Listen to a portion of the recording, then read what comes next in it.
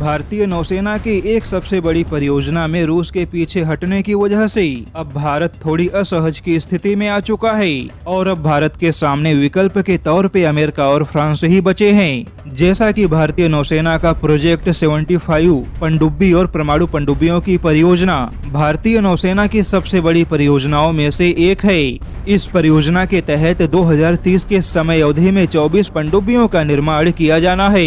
जिसमें 6 पनडुब्बियां तो परमाणु पनडुब्बियां होंगी और बाकी की 18 कन्वेंशनल यानी कि डीजल पनडुब्बियां होंगी। हालांकि इन सारी पनडुब्बियों का निर्माण तो भारत में ही होगा और कुछ पनडुब्बियों का निर्माण तो हो भी चुका है, लेकिन इतने बड़े पनडुब्बियों की परियोजना में एक अच्छे विदेशी भागीदार की आवश्यकता है और भारत के इतने बड़े परमाणु पनडुब्बियों का हिस्सा बनने के लिए पहले तो कई सारे देशों ने रुचि भी दिखाई, लेकिन भारत के उच्च तकनीकी डिमांड जैसे मुद्दों ने कई देशों को मुश्किल में डाल दिया, क्योंकि तकनीकी क्षमताओं का हवाला देते हुए पहले तो जर्मनी, उसके बाद साउथ कोरिया भी तकनीकी दक्षता की कमी की वजह से इस परियोजना में बोली लगाने से पीछे हट गए। किंतु कुछ दिन पहले रूस भी भारत के पनडुब्बियों की योजनाओं में भाग लेने से पीछे हटने का फैसला भारत को सुना दिया और हैरानी वाली बात यह रही कि रूस भी तकनीकी कारणों का हवाला देते हुए भारत के परियोजनाओं में बोली न लगाने का फैसला किया, जबकि रूस के पास तो उच्च टेक्नोलॉजी वाले परमाणु पनडुब्बियों को बनाने की क्षमता है।